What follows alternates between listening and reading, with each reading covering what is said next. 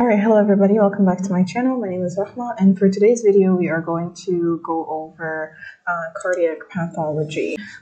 Like I said, the way I'm going to be running these videos is just to highlight for you the most important points where most of the questions for board exams are likely to come out of. We are going to go over cardiopathology. I think there are better videos out there covering anatomy and physiology, so I'm just going to go over pathology, and pathology, as you know, makes up most of the exams. Sorry if my voice is dead these past few days, but I do have a mic on, so hopefully you guys can still hear me. So we're going to start off with congenital heart diseases. So what do we need to know about congenital heart diseases? So the first thing we need to know is the different types of shunts. So a shunt can either be right to left, or a shunt can be left to right. So what does that mean? Well, if it's right to left, you know, the right side of the heart has deoxygenated blood, so we're going to take that deoxygenated blood, send it off to the left side, and then that's going to enter the systemic circulation. Left to right is the exact opposite. You have that nice oxygenated blood, and it's going to be shunted backwards to the right side, go to the lungs to be re-oxygenated again. And the key difference between typically most of these shunts is just that simple process. If we're going to go from left to right, I just want you to keep in mind one thing, is that now you are kind of bombarding or overloading the right side with blood, volume, and pressure, and all of that is going to go to the lungs. So one of the problems that I have with left to right shunts is the elevated pulmonary pressures that will start to rise. And if that rises to a significant point where the lungs respond to this increased pressure by doing something called vasoconstriction, the pressure is going to continue to rise enough in the lungs to cause something called reversal of the shunt. So eventually, over time, a left to right shunt will become a right to left shunt when the pulmonary vasculature can't take any more the volume and pressure overload, and then we get something called Eisenmannger Syndrome. Once you do get that Eisenmannger Syndrome, the changes in the pulmonary vasculature are permanent, so that's something you have to keep in mind. They are permanent, so once somebody reaches that state, the only cure that you have is going to be a double transplant, heart and lung transplant. So that's just something to keep in mind with congenital heart diseases. So let's go back to right and left shunts and what are we dealing with here. So the first thing I want to be aware of is how they present. So they present with early cyanosis, what we call blue babies, and that makes sense, right? So right side is deoxygenated. If I'm taking deoxygenated blood and I'm shunting it to the left side of the heart, now I'm taking deoxygenated blood into the systemic circulation. So now I'm going to have this blue appearance, this cyanotic appearance, these blue babies. So that's the typical appearance that we're going to be dealing with. You have 5 different types. So you have your truncus arteriosus, you have transposition of the arteries, tricuspid arteria, tetralogy, flow, and tapir. What is most important for you to know? Well, first of all, the most important 2 of them here are the transposition of the great vessels. This is where you're going to get a lot of your questions, as well as your tetralogy of flow. So typically these 2 are the main important ones you really want to familiarize yourself with. So what is TGA? So let's just think about it. We're not going to overwhelm ourselves with a lot of information here. We just want to understand what is transposition of the great arteries. So just as the name implies, there's a transposition. That means the great vessels are coming out the opposite ventricles that you are normally going to expect in normal anatomy. So the right ventricle this time is going to have the aorta coming out of it, and the left ventricle is going to have the pulmonary artery coming out of it. So there is this complete and total disconnect. There is a total disconnection between the right and the left side of the heart. Okay, so just like you see in this picture here, you have this deoxygenated blood. It's going straight to the aorta and out. It's never touching the lungs. It is never going to be oxygenated. On the other side here, you have blood that's in the lungs, that's been oxygenated, and it's just going to go back into the left ventricle, back to the pulmonary artery, and back into the lungs to repeat that process. There is this total disconnect that is happening, and there isn't any mixing that is going on. Therefore, you can imagine that this situation is totally incompatible with life. Someone who has TGA, you're going to have a blue baby right away, and you need immediate surgical correction or else this baby is going to die. The only scenario in which this child will survive is if you have a shunt, another shunt that's going on. So if incidentally they also have a VSD or an ASD or a PDA that allows mixing of this blood, because these two sides are totally disconnected, then you must have a shunt in order for this baby to survive. So we can think right away that one thing that I can do, because I do have one shunt that is open during when you are born, like it's still about to close, and that's your PDA. So one thing that I can deal with is keep that PDA open. So I can keep the PDA open by giving prostaglandins, for example. and we can maintain that PDA until the time that I'm ready to do surgical correction for the child. So that's just something to keep in mind. So what is it? So we said the aorta leaves the right ventricle, and the left ventricle, the pulmonary trunk, leaves out of the left ventricle. It is not compatible with life. That's really all you need to pay attention to here. Unless a shunt is present, a VSD, a PDA, or patent form in ovale. It is due to the failure of the aorticopulmonary septum to spiral. Okay, so they might ask you in embryology, so what is the embryological problem that happened here? So you have something called aorticopulmonary septum that kind of looks like this, and you have like this spiral that's supposed to occur, and when that spiral happens, then you get that the typical arrangement that you expect in a normal heart. If it fails to spiral, you're going to get TGA. If it fails to descend properly, or there's some displacement of it, you're going to get tetralogy of Fallot. So you want to know the two embryological problems that are happening here. Both of them involve the aorticopulmonary septum. Both of them we're talking about, again, TGA and TOF. And the main problem with TGA is failure to spiral. Well, the main problem with tetralogy of Fallot is failure of displacement, anterosuperior displacement. Sorry, there's displacement of the aorticopulmonary septum as well. So it's part of that. So both of them originate from the similar embryological problem. Both of them fail in some regard, and then you get these two very separate anatomical problems. The next thing you want to be aware of is what does it look like on x-ray. So you have for TGA this egg on a string appearance that can be useful if all you're getting is a picture of an x-ray. So you want to know egg on string appearance. Without surgical intervention, we've already said that most infants are going to die within the first few months of life. The next thing is tetralogy of Fallot. Tetralogy of Fallot is fairly straightforward if you memorize these 4 points. So we're talking about a tetralogy. So we have 4 things. First thing we have is something called infundibular stenosis. So let me just enlarge this so you guys can see. So we have infundibular stenosis. So what does that mean? So it's in this area, but I'm just going to draw it out here for you. So if you have your pulmonary artery, your valve is up here, but for some reason you have this stenosis that is typically pre-valvular stenosis that is happening here. So blood is going to try to pass through here, but it can't because you have this stenosis. So automatically I have something that's kind of nice with tetralogy of Fallot. Because I have this stenosis that is pre-valvular, the pressures in the lung are typically going to be low, and that's nice for me. Like, I want a situation where my lung pressures are not going to be high, so we don't get that vasoconstriction, that pulmonary hypertension, we don't get that Eisenmannger. So that's probably the only silver lining in tetralogy of Fallot. The other thing we're going to have is your VSD. On top of that VSD, you're going to have something called an overriding aorta. And because we have this VSD, you're going to have these elevated pressures, which the right ventricle is going to respond to by hypertrophying. So you're going to have hypertrophy of the right ventricle. So those are your 4 points. You have the pulmonary infundibular stenosis, most important determinant for prognosis, and that makes sense. We've already explained why. You have your right ventricular hypertrophy. You're going to get a boot-shaped appearance on chest x-ray, so that's another thing you want to be aware of. If you get an x-ray, it might help you reach your diagnosis. You have overriding aorta, and you have a VSD. The pulmonary stenosis forces the right to left flow across the VSD. And then you're going to get a feature called TET spell. So you're going to get this baby that cries when feeding. That's typically how the patient is going to present. And that's pretty much all you need to know for tetralogy of Fallot. You do want to be aware of what happens and what improves the cyanosis. So what ends up happening, why do we ask the baby to squat? So squatting is going to increase your systemic vascular resistance. That's going to decrease the right to left shunt, and then that's going to improve the cyanosis. That's something you want to be aware of in case they ask you what is the physiology behind squatting. Associated 22q11 syndromes, again, I have never really seen any question coming back to that point.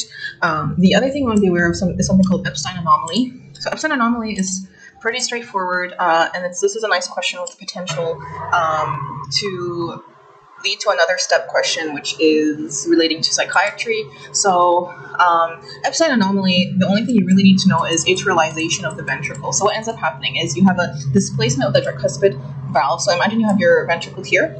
So if I displace downward my tricuspid valve, that means my atria is huge and my ventricle is small. So we will call that the atrialization of the ventricle because of this downward displacement of the tricuspid. That's what's happening with Epstein Anomaly. Now, the reason I said this might be related to psychiatry is because it is due to lithium exposure in utero. So you might get a question where, okay, this is what the features are, and they'll ask you, well, what predisposed the baby to having this? And say one of the answers might be that the mother is taking an antipsychotic like lithium. So that's something you want to be aware of. Next is now the left to right shunts. So we said that these guys are important because you're taking the left side pressures and volumes and you're going to transmit them to the right side. Now the right side isn't used to this. All of this stuff is going to go to the lungs, and the lungs are going to respond to the hypertension by vasoconstriction, and that's going to be permanent, and then you're going to have your main problem, which is Eisenmannger Syndrome. So let's go over what they are. So you have VSD, ASD, and PDA. Pretty straightforward, and it just takes a little bit of logic to understand how this is going to present and when it's going to present. So VSD, we know the septum has a membranous part and it has a muscular part, okay? So you can expect that the VSD typically is going to be through the membranous part. So that's one thing. The other thing is, imagine like your septum is pretty huge. So if you get a defect in it, it's going to be large. So you're going to have a large hole and you're going to have right to left, left to right shunting. So you're going to have a lot more blood going to the right side than typically you would if the issue was in ASD. So atrias are smaller, the defect would be smaller. So typically, what I want you to pay attention to is a VSD you're going to have, it's either going to appear in a baby or in a child. But an ASD is more likely to occur in an adult, right? It's a smaller defect, so smaller problems. VSD, larger defect, larger problems, earlier presentation. That's just something you want to be aware of. VSD, they said, are asymptomatic at birth, arguable, may manifest weeks later or remain asymptomatic through life, sure. Not sure why they're saying that, because you can easily get a baby that is cyanotic with VSD. Most self-resolve larger lesions may lead to left ventricular overload and heart failure.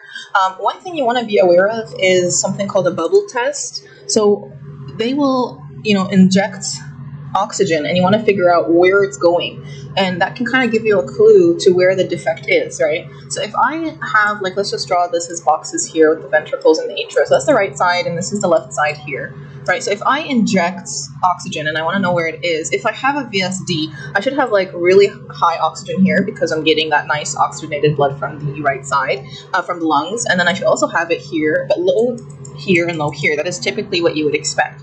But if I have an oxygen concentration that's high here and still low here, then that means that there must be some kind of connection here or a defect here that's causing this mixing of blood. So that's what's meant by an oxygen or a bubble test that helps me to figure out where is my defect located.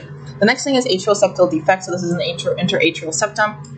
One of the buzzwords you really want to be aware of that can really help you in solving questions is knowing that there is a wide fixed split S2. So please memorize this, wide fixed split S2. That is the buzzword for ASD. It is an ostium secundum defect is most common, and it's usually an isolated finding. Ostium primum is rare, but it's usually occurs with other cardiac anomalies, and I believe ostium primum is more common with Down syndrome.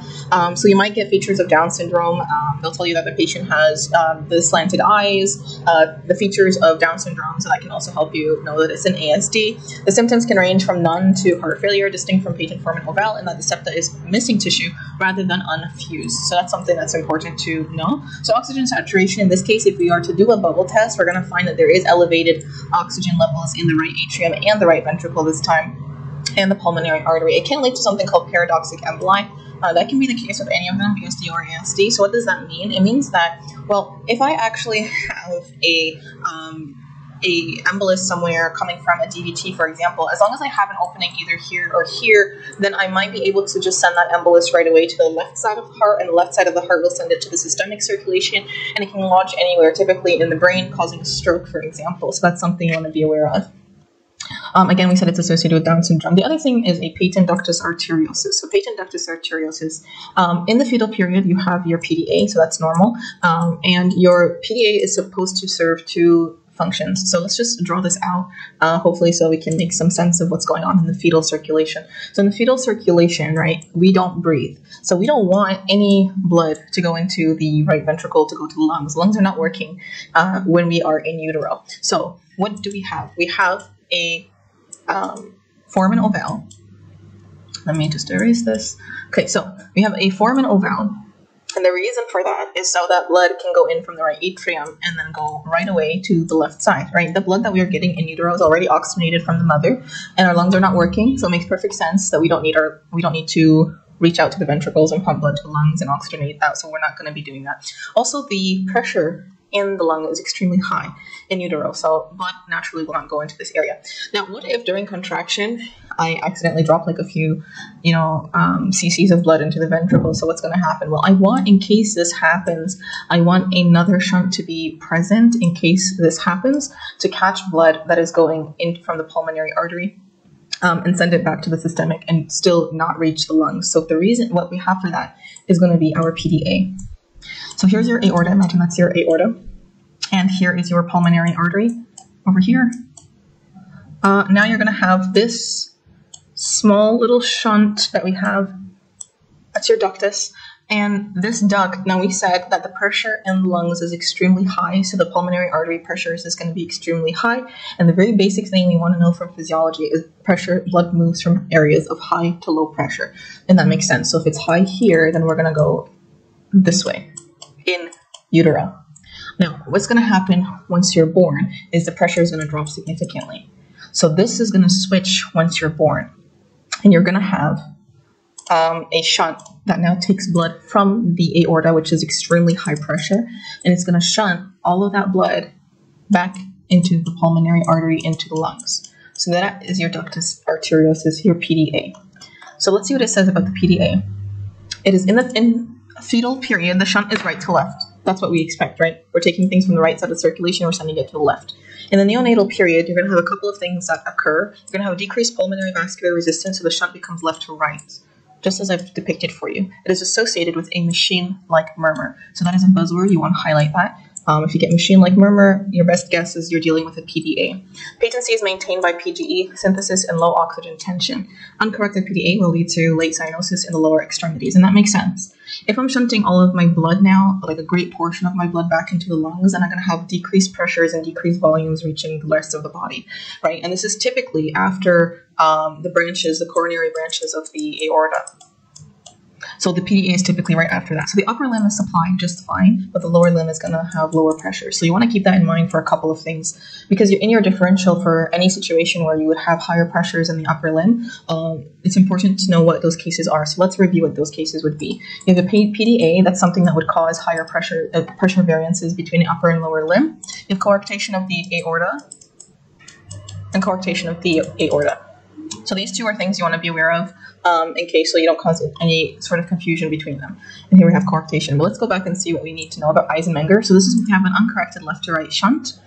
You're going to have increased pulmonary blood flow, and that's going to cause vasculature remodeling. And then you're going to get pulmonary arterial hypertension. So the pulmonary blood pressures are going to increase and increase until you're going to get shunt reversal. And then the shunt becomes right to left. So left to right will become right to left.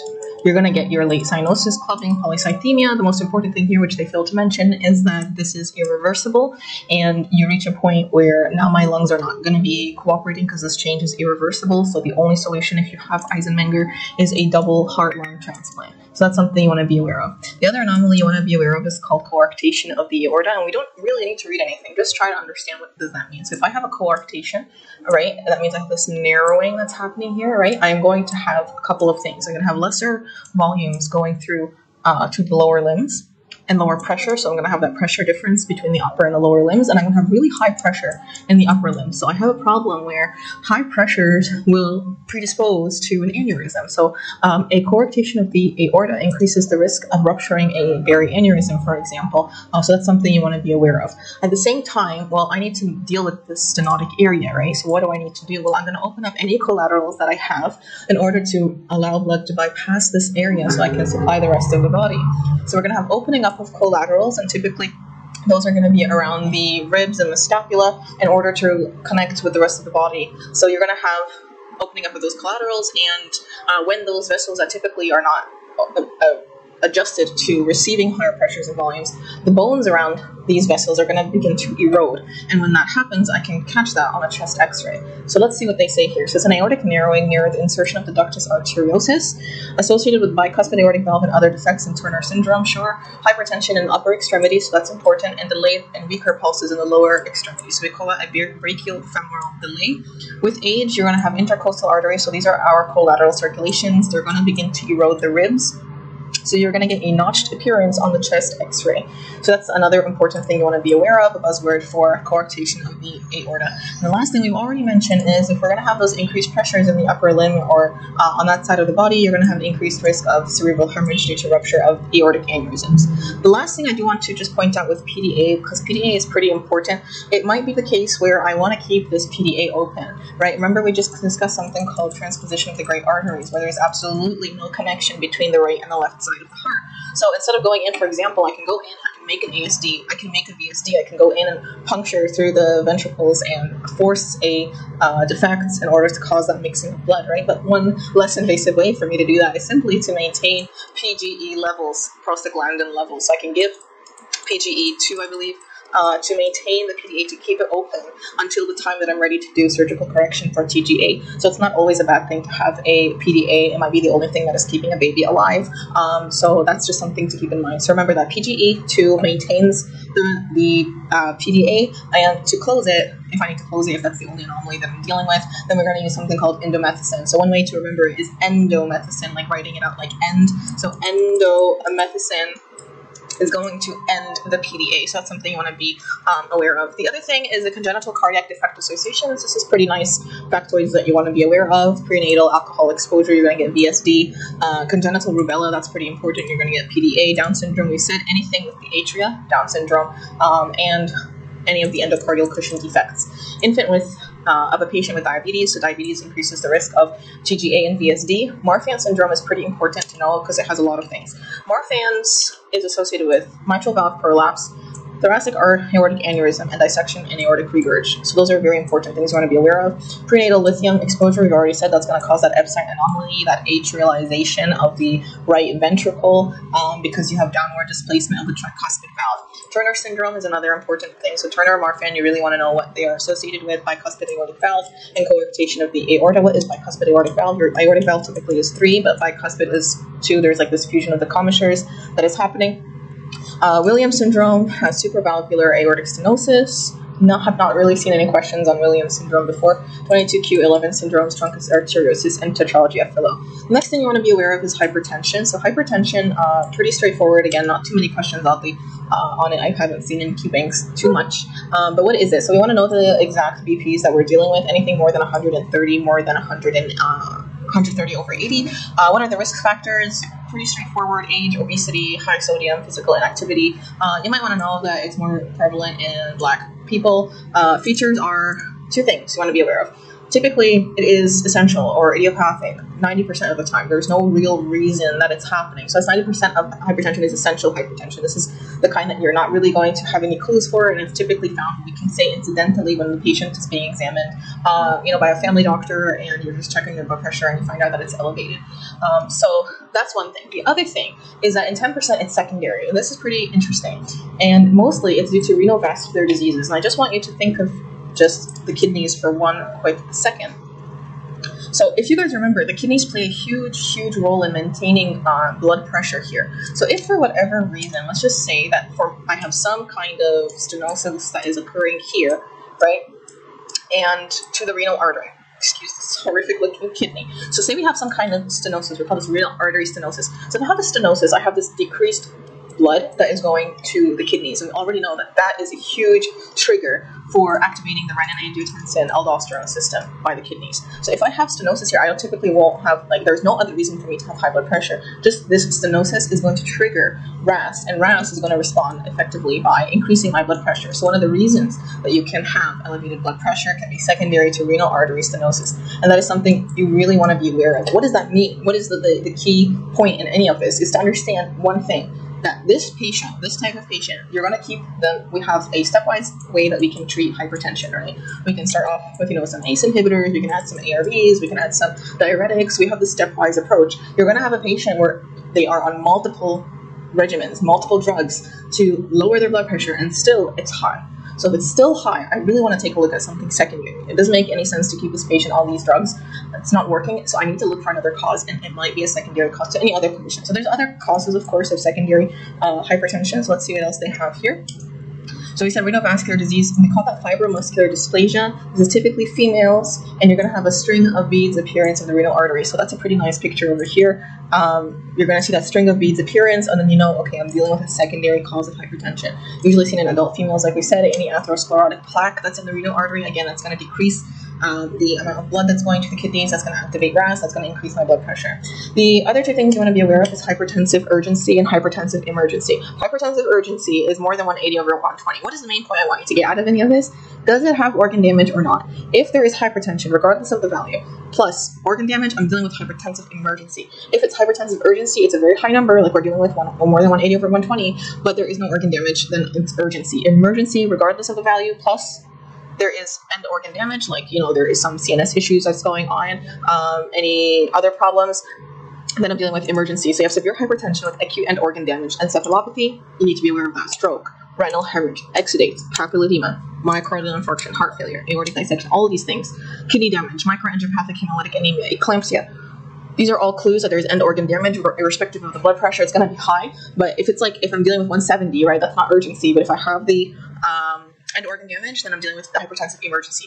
They don't really tell you what does any of this mean. What is the significance of the hypertension? How am I supposed to treat it? The one thing I need to be aware of is that I want to lower my blood pressure. Okay, if I'm dealing with a patient who has hypertensive emergency, I want to lower the blood pressure. But you want to think, okay, well, you know, say they come into the ER and they come in with that more than 180/120. You want to lower their blood pressure. You're running something like hydralazine, or, for example, this guy is going to be a venodilator and a arterial dilator. So you're going to dilate everything. You're going to lower the blood pressure a lot. Now that's a huge problem for me, because if I lower the blood pressure a lot, I'm going to trigger more ischemia, more end organ damage. What does that mean? Well, let me just try and explain this as simple as possible for you. The organs will adjust to the high blood pressure, and if at a certain range, that high blood pressure is what's maintaining some flow of blood to that organ system. If I give something like hydralazine, which is going to drop the blood pressure by a lot, I might predispose to ischemia in that end organ system. So you need to be aware of that. I believe the rule is you're supposed to decrease like 20 millimeters of mercury at a time in a graduating pace, so you don't trigger that end organ damage. So that's something you really want to be aware of with hypertension. The next thing is hyperlipidemia signs. Haven't really seen any questions on these before, but it's good to know they are and what they look like. You have your xanthomas, so these are plaques on the skin. That's your xanthomas, like fat cholesterol deposits in the skin. If it's in the eyelids, here I would call that xantholasma. It's very obvious.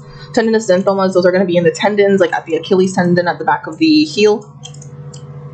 Corneal arcus is going to be around the eyes here, and this is typically seen in the elderly. We call that arcus senilis. Next is arteriosclerosis. Okay, so what is happening with arteriosclerosis? This hardening of the arteries, loss of elasticity. What is the main point? So we have two types. We have hyaline and hyperplastic. So just look at the picture. Hyaline will happen with diabetes. Look at this nice pink eosinophilic substance, right? So we have hyaline protein deposits, diabetes mellitus. Look at this appearance here. You have onion skin. It looks like an onion, right? If you cut an onion. So onion skinning, that is hypertension. So you might get a question that tells you what is happening, pathophysiology, diabetes, hyaline protein. What is happening, hypertension, onion skinning, and hyperplastic onion skinning, proliferation of smooth muscle cells. So again, let's highlight that. Hyaline for diabetes, protein leak in the endothelium, seen in diabetes. Typically, that's how the questions are going to be like. As far as I've seen, hyperplastic, onion skinning, severe hypertension, proliferation of smooth muscles. There's another kind we call Mockenberg Sclerosis. Sorry, not Mockenberg. Mockenberg. I have no idea how to say these things, honestly. And this one is going to be medial calcific sclerosis. I have never seen a question on this type of sclerosis, but it's important to know the appearance that you're going to see is this pipe stem appearance on X-ray. Again, I haven't really seen any questions on it. Might not be that important to memorize. Next thing is arteriosclerosis. So what is happening here? This is basically a plaque that occurs in the lumen of an artery, okay? Let's just take a look at the picture that they're giving us here. Now, there is one thing you need to be aware of with arteriosclerosis. You are going to have injury to the endothelium very early on. It starts off very young, so you might get a question that tells you, oh, some people were recruited in a study on arteriosclerosis, and, you know, they took samples of whatever biopsies of the arteries, and you found something of 18-year-old boy. The first thing you're going to have is something called a fatty streak. So the very first start of this whole problem is a fatty streak, and it starts off very, very young. Okay, so that's something you want to be aware of. Then these macrophages are going to go into that area where there is this damaged endothelium, and they're going to collect platelets, they're going to collect foam cells, so the macrophages and foam cells are the same thing. They are macrophages that try to eat those fatty streaks, they try to eat those LDLs, things like that, so we call them foam cells. And you're going to have smooth muscles that are going to come into that area, and these guys are triggered by something called TGF-beta. That's something you want to be aware of. And eventually you're going to get this fibrous plaque. So in the body's attempt to try to clear this weird fatty streak that has appeared, it has collected macrophages, platelets, growth factors, smooth muscle cells, and made this cap over this area.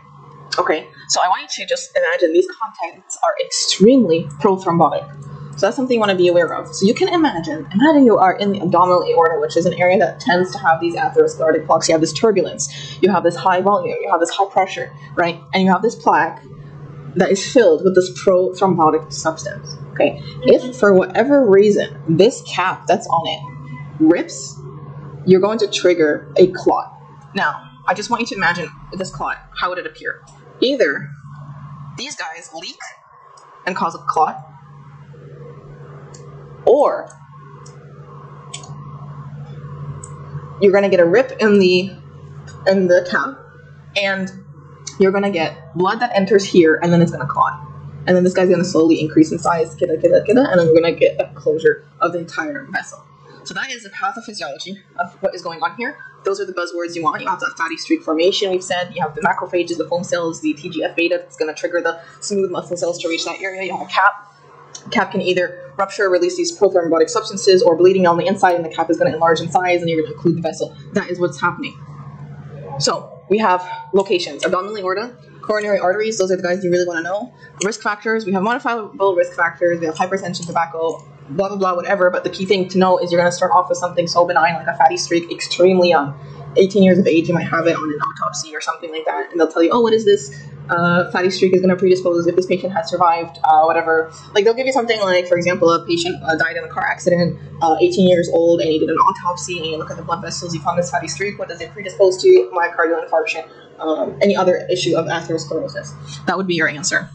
Symptoms. So what do we start off with? We're not going to start off with, like, plaque rupturing right away. It's going to slowly increase in size or develop in its size. So we're going to start off with something angina in the heart, for example, or claudication in the limbs. So you're going to get features of something like, well, the patient is in pain as they walk, and then the pain goes away when, sorry, that's incorrect. Claudication is just pain when they walk, then you're going to get rest pain, and then you get gangrene, for example, in the lower limbs. Angina in the heart, you're going to have a patient who on exertion has pain. When they rest, it goes away. So those are your symptoms. And it can be asymptomatic. So really, really interesting question for you. We know that if we start off with angina, right, and this plaque starts to increase in size, we can get a myocardial infarction, which is the end product of this atherosclerotic plaque in the heart. So a simple question for you. Can you tell me the two scenarios where you would have a myocardial infarction with absolutely no symptoms? I'm talking about full occlusion, ischemia, left ventricle is absolutely gone, but the patient doesn't feel anything.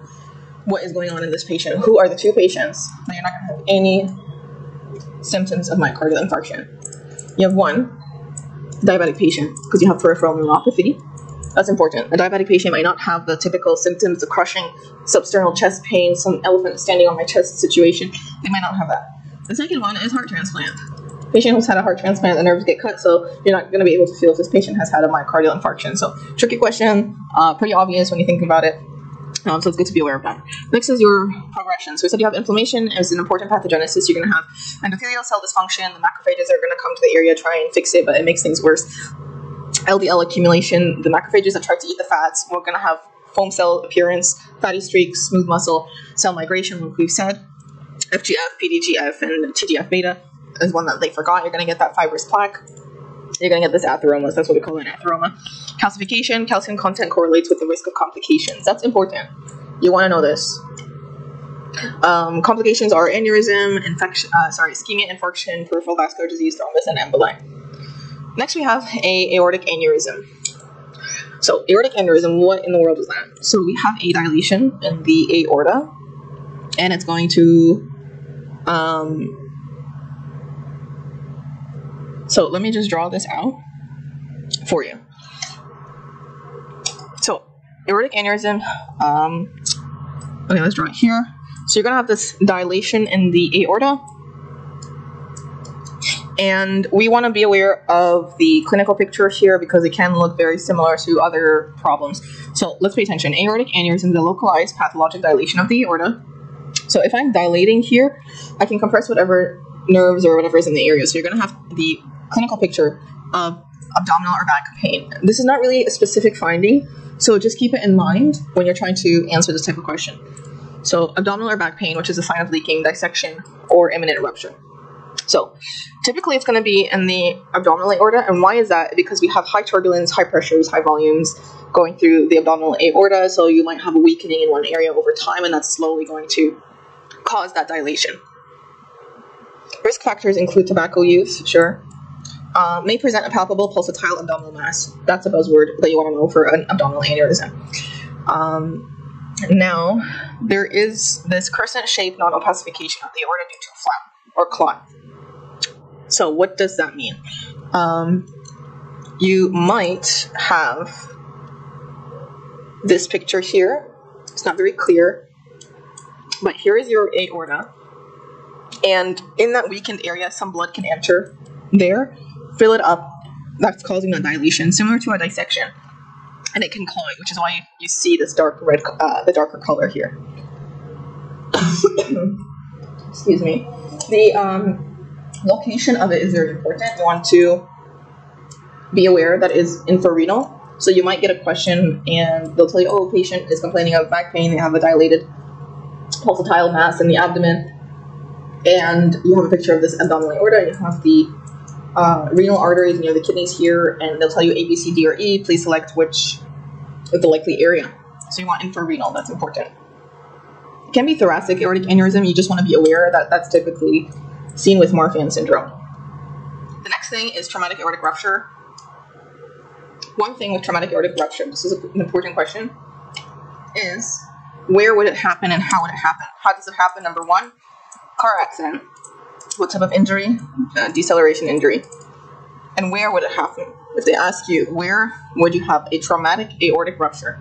You might think that it's going to be at the aortic root. Like if you had a deceleration injury with all of that momentum, you would just pop out the aorta from the aortic root. Actually, it happens here. We call the aortic isthmus, which is right after the left subclavian. So it's here. So don't approach it with logic. If you would, it might make sense that it would come out from the aortic root. No. This would be where the traumatic aortic rupture would happen. Pretty much you're going to die if that happens, 90% mortality, I think, because you would obviously exsanguinate all of your blood in a moment.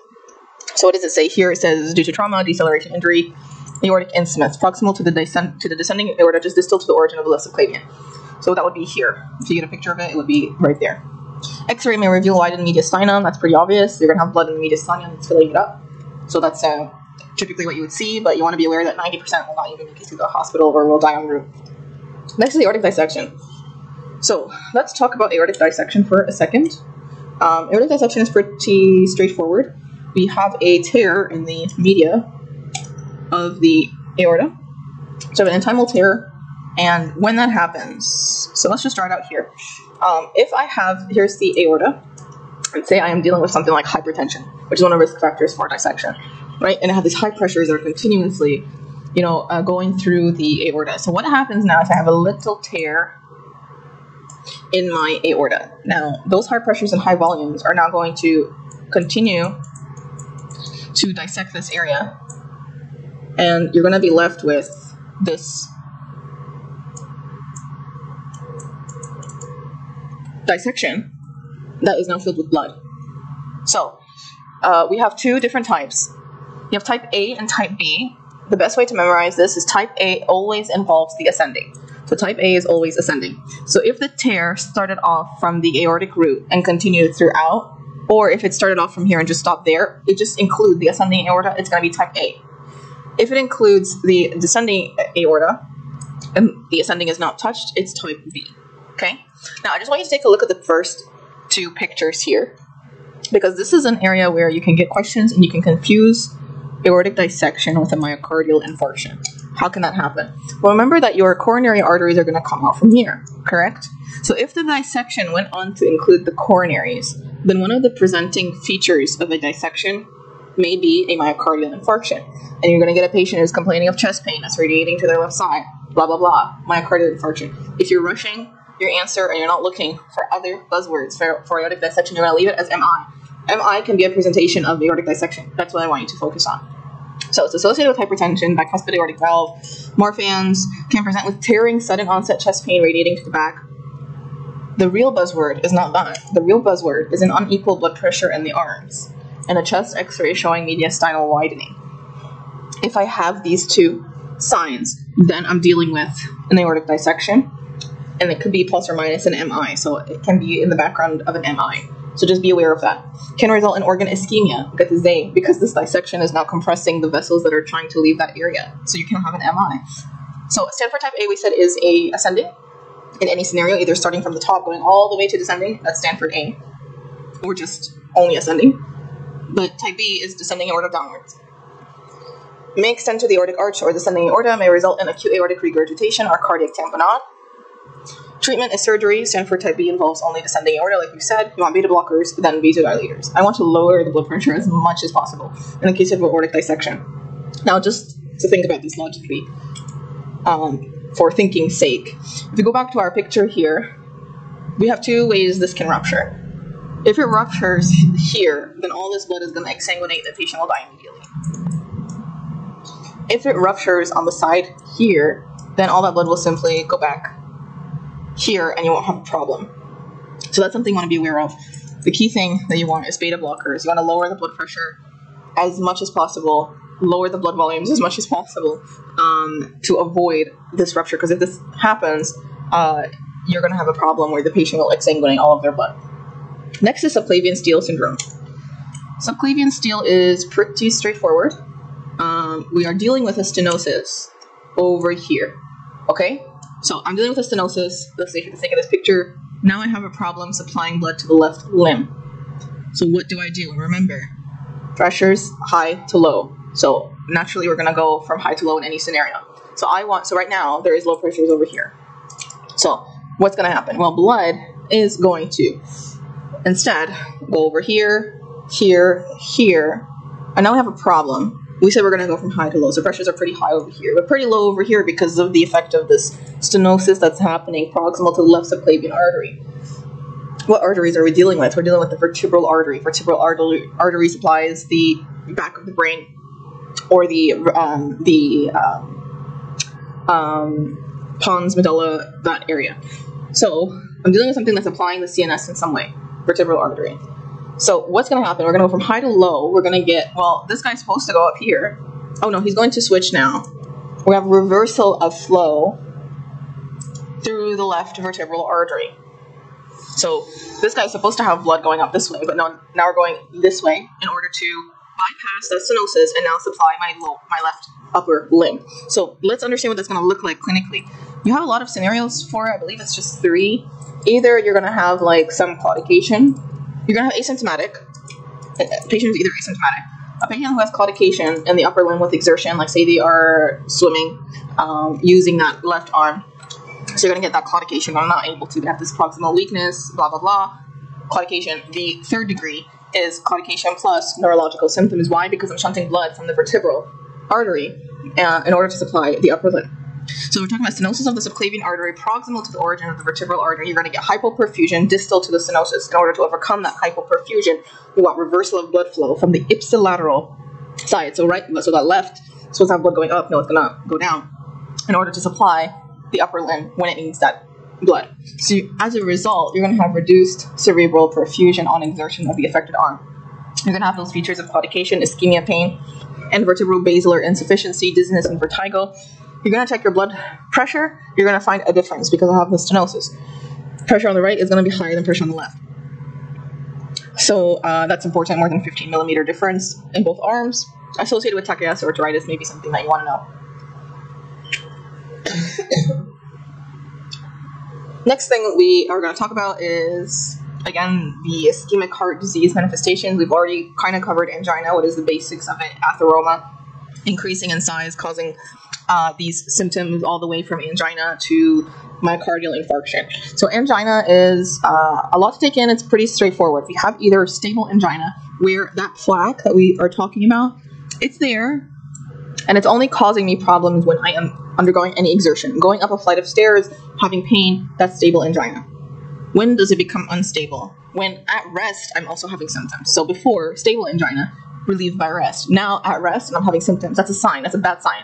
That's telling me that that atheroma, that plaque, has increased in size, and the occlusion is now much greater. With stable, it's more than 70%. I believe with unstable, it's more than 90%. So that's unstable angina. In the case of angina, regardless of the cause or whatever is going on, your cardiac enzymes are going to be low. We haven't reached the point of infarction yet. So in all scenarios, because it looks similar to MI, like, there's pain, there's, I can't breathe, whatever the features are of angina, they're going to look for your cardiac enzymes. You're going to see that they are normal.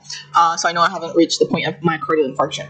There's another one called Vasospastic Anginas. This is very important, this guy, because you might get a lot of questions on Imprints metal or variant angina. This is due to coronary artery spasm. There doesn't need to be an atheroma there. It's just spazzing when and whenever. You're going to typically have like a younger female, 34 years old. She suddenly comes to the ER with, crushing chest pain. You check her enzymes, they're normal, and they'll tell you, well, what is the cause of this? And you're going to rush and you're going to say, oh, MI, and you forgot to look at the age, not typical for myocardial infarction, and you're going to quickly say, oh, it's due to the enlargement of an atheromic plaque, when actually it's due to spasm that is happening, coronary artery spasm. Or they might rush and tell you, well, what's your first steps in management? You're going to say whatever for myocardial infarction, but for vasospastic angina, your treatment of choice is going to be a calcium channel blocker. Coronary steal syndrome. This is one of my favorite things to explain, actually. So let's talk about coronary steal. Now, the coronaries have a couple of features. You want to be aware of these. There's a lot of questions you can get out of this. So with the coronary arteries, they're pretty small, but they supply the heart, right?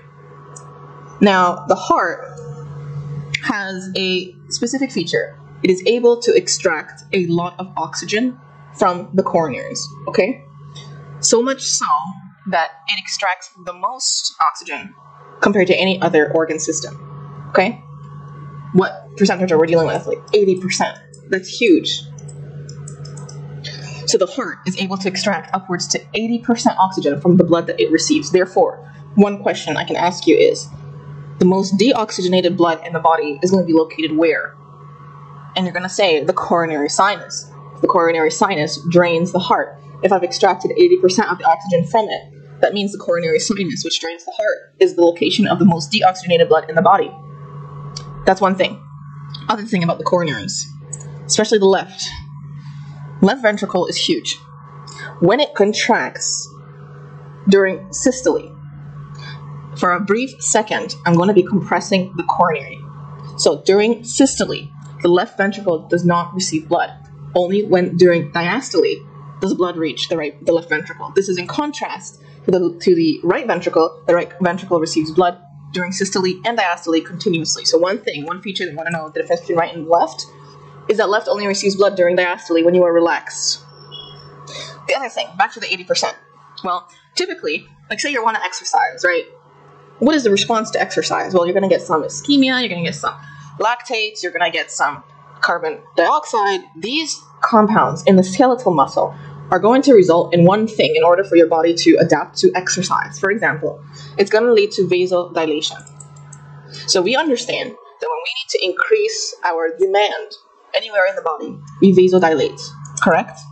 If I am already pulling 80% of oxygen from my blood, right, I cannot extract any more from the 80% rate or 90%. Therefore, my only solution when my heart needs more oxygen is to dilate the coronaries.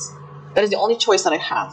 I can only dilate the coronaries in order to get more blood to an area of the heart that needs more blood. So, let's consider an atheroma. So let's say we have this plaque, right?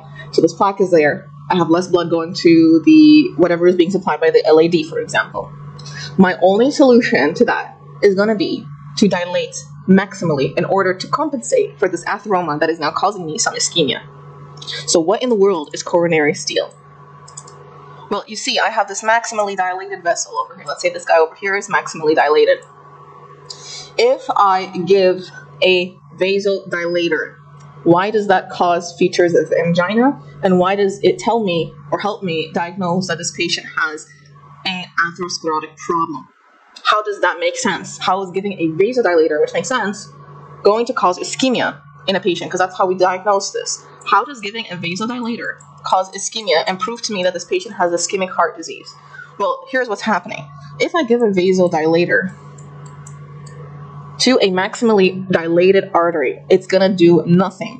What it's going to do is dilate these guys over here, and now the guys that were not, the arteries that were not dilated, are now going to pull blood from this already minimized pool of blood going to the coronaries. So say I have this pool of blood in which they are using. The atherosclerotic vessel is already maximally dilated. I've now opened up the others, and they're going to pull more blood, and that's going to trigger ischemia for this vessel. That is coronary steal. I've extracted from already limited pool of blood by dilating the other guys. The one that's already dilated isn't going to do anything. It's already maximally dilated. So now I've taken blood, precious blood source away from it. Now I'm going to get ischemia. That is how we diagnose ischemic heart disease. So we call that coronary steal syndrome. Okay, I'm not sure if this even explains it as well, but we have distal to the coronary stenosis, the vessels are maximally dilated at baseline. So administration of a vasodilator will dilate the normal vessels. The blood is now shunted to the well-perfused areas. Ischemia and the myocardium perfused by the stenosed, that's going to cause ischemia, and the myocardium perfused by the stenosed vessels. I've now taken that precious blood source, shunted it elsewhere. Now I'm left with ischemia in a maximally dilated vessel.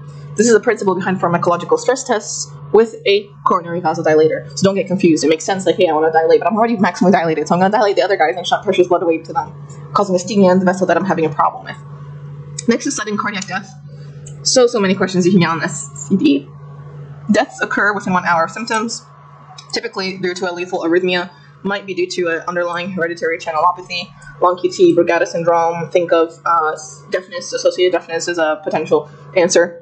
Chronic ischemic heart disease, two things you want to be aware of is myocardial hibernation. This is reversible. Left ventricular dysfunction in the setting of chronic ischemia.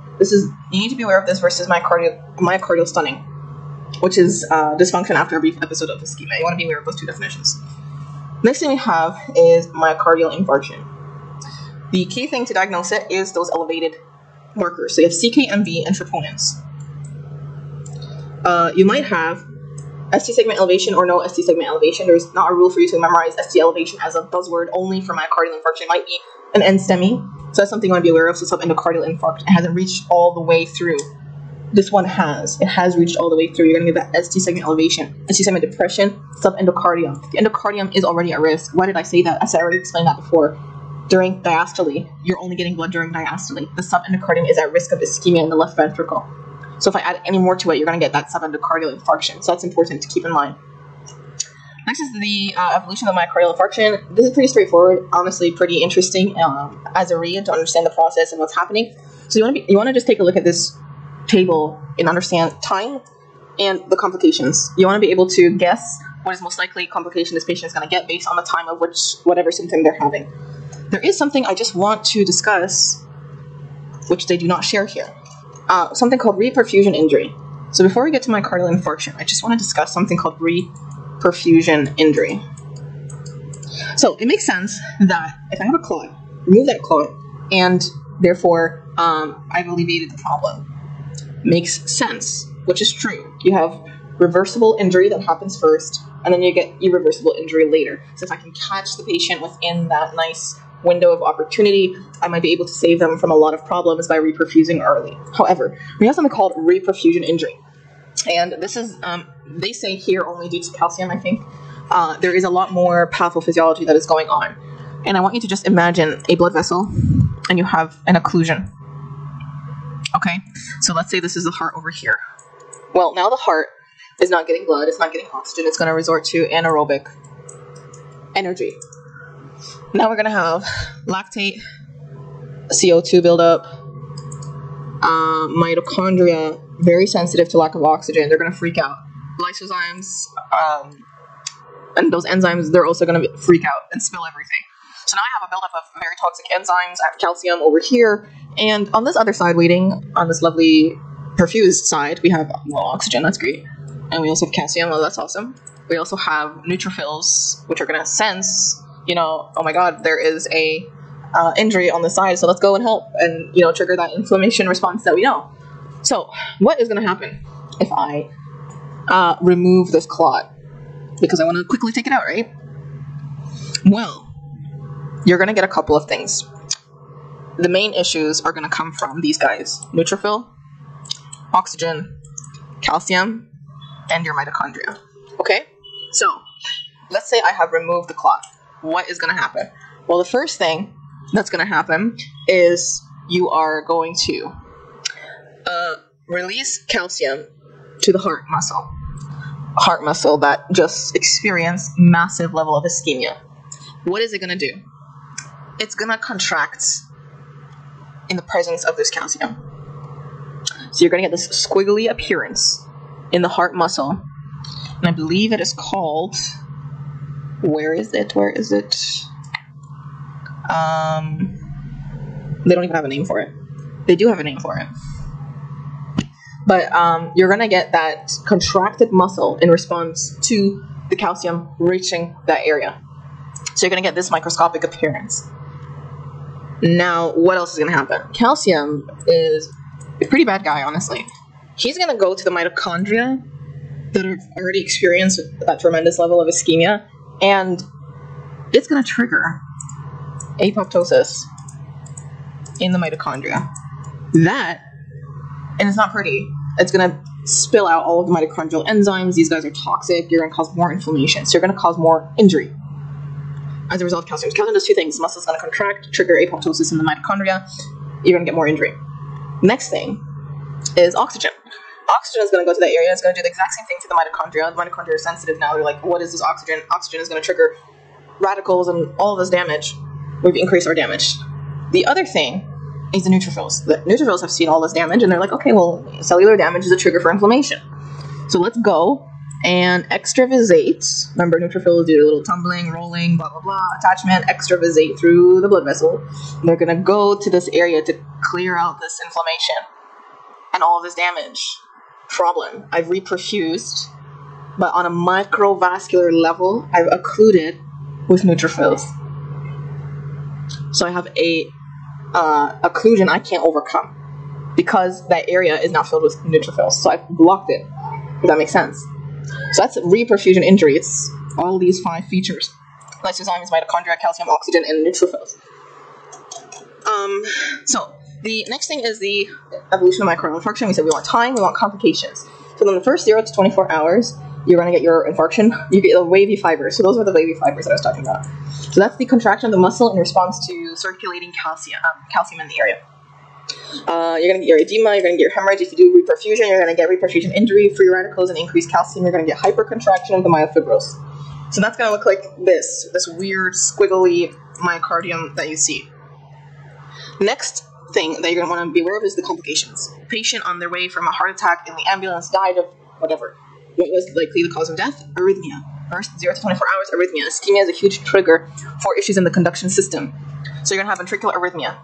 That's the biggest thing you want to be aware of. Now, after a day, we said we have your neutrophils are coming to the area, correct? Great. So we're going to have now your coagulative necrosis. And typically the only complication you want to be aware of is your post-infarction fibrinous pericarditis. It is Peri Infarction. Peri Infarction. So you're going to get pericarditis. Remember, the pericardium surrounds the heart. You're going to get pericarditis, peri-infarct around the infarction. This is very important because there's another type of pericarditis that can happen, and it's immune, and it will surround the entire pericardium. We call it Dressler syndrome. That happens later. But around the pericardium, you're just going to get that pericarditis. You want to be aware of the features of pericarditis. You're going to have your Beck's triad, for example. You're going to have your friction rub, things like that. Day 3 to 14. Well, we remember, again, it's just basic information stuff. Neutrophils start first, then we're going to get your macrophages, right? So after 3 days, your macrophages are like, okay, I'm here to clear up the mess. I'm going to eat up the dead neutrophils. I'm going to eat up the debris. I'm going to eat up any junk that's left behind, which is wonderful. That's great. The problem is that the presence of the neutrophils in that edema was, in a way, giving some structural integrity to an ischemic area. If I go in and now remove those neutrophils and clear out that edema, I've weakened the area, predisposing to an aneurysm or rupture of the ventricular wall, because I've removed those neutrophils, that edema that was providing me with some level of structural integrity. So macrophages, day 3. This predisposes you to the free wall rupture.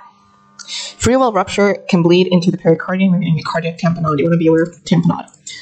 I want to discuss tamponade. So tamponade is you're going to bleed within the pericardium, and that is going to compress the heart. The heart is not able to contract or fill up with blood. Blood is going to back up in the veins, so you're going to get jugular venous distension. That's Beck's triad. Jugular venous pressure is going to increase. Heart is going to have muffled sounds or very frail pulse that you're not able to pick up. That's your cardiac tamponade, huge problem. Why does this happen? Well, you want to understand, how does the pericardium work? The pericardium, like, why does this happen? Like, we have other conditions where the pericardium can fill with fluid. Why in myocardial infarction do you get tamponade, right? So let's just understand the pathophysiology of tamponade and understand the pericardium for one quick second. Pericardium can actually take up a lot of volume. Whether or not you get tamponade depends on two things: time and rate of flow. So two factors that determine whether or not you're going to get cardiac tamponade. So the pericardium, like any other sac in the body, if you give it enough time, it will stretch to accommodate the fluid that it is receiving. So there are different conditions that can lead to fluid in the pericardium. You got things like uremia, you have things like malignancy, you have things like infection, right? So if the fluid or whatever substance is building up in that area is doing so over time and at a slower rate, the pericardium can stretch to accommodate it. The pericardium can stretch to accommodate 2,000 cc of fluid.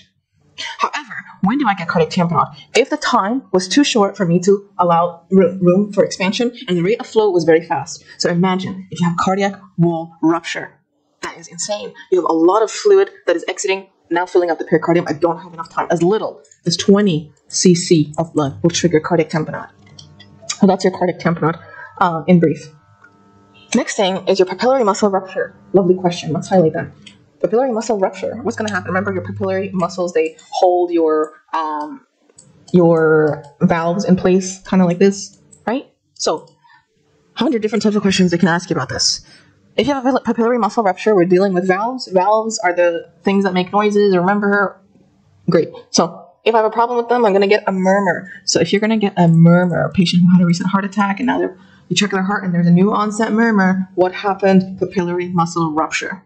New onset murmur, papillary muscle rupture. Second question, which papillary muscle? Posterior, medial. Why? It's only supplied by one blood vessel. The anterior lateral one has a double blood supply. So they ask you, which one is more likely to have rupture? They'll give you a whole bunch of things, interventricular septum rupture, free wall rupture, anterolateral, papillary muscle, posterior medial. Go with posterior medial. Why? It's only supplied by one blood vessel. New onset murmur is your buzzword for a papillary muscle rupture. Typically mitral regurg. Interventricular septal rupture can occur due to macrophage-mediated structural degeneration. We've already explained why. Macrophages are coming in, they're coming in to rip out any of the debris, they're cleaning up the mess, and then incidentally they've decreased my structural integrity. Now I have a risk of all of these problems. So you really want to memorize what's going on in days 3 to 14 because you have such a wide variety of different pathologies or complications that can happen. Pseudoaneurysm is another one that can happen. 2 weeks after that, we're filling up with granulation tissue, we're building up our scar. So we have our scar. One of the things that we can get is Dressler syndrome. Dressler syndrome is pericarditis. It's not peri-infarct. It's all over the heart, and it's immune in its base and its pathophysiology. So this is an immune-based pericarditis surrounding the whole heart. The other pericarditis that we're used to, that nice friction rub that's going to happen a day after, that is pericarditis, peri-infarction, around the infarction only, not immune-based. So that's your Dressler syndrome. Heart failure, arrhythmias, and a true ventricular aneurysm will happen because I have this scar. Scars, typically, what's our rule with scars? We return to 80% structural integrity as compared to before.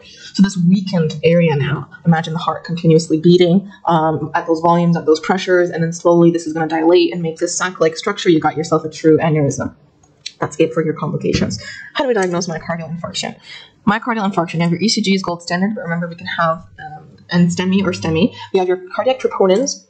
So don't bother reading any of this. CKMB and troponin. Let's take a look at this. Troponin rises pretty fast, and it falls back to normal around 7 to 8 days. So it's pretty great if I want to diagnose myocardial infarction right away. But it's not great if a patient has another myocardial infarction after their myocardial infarction, right? So it might happen after 2 or 3 days. Like we've said, we can get an arrhythmia, we can get more complications. So re-diagnosis of a myocardial infarction. Troponin 1 is not my choice. It will be CKMB.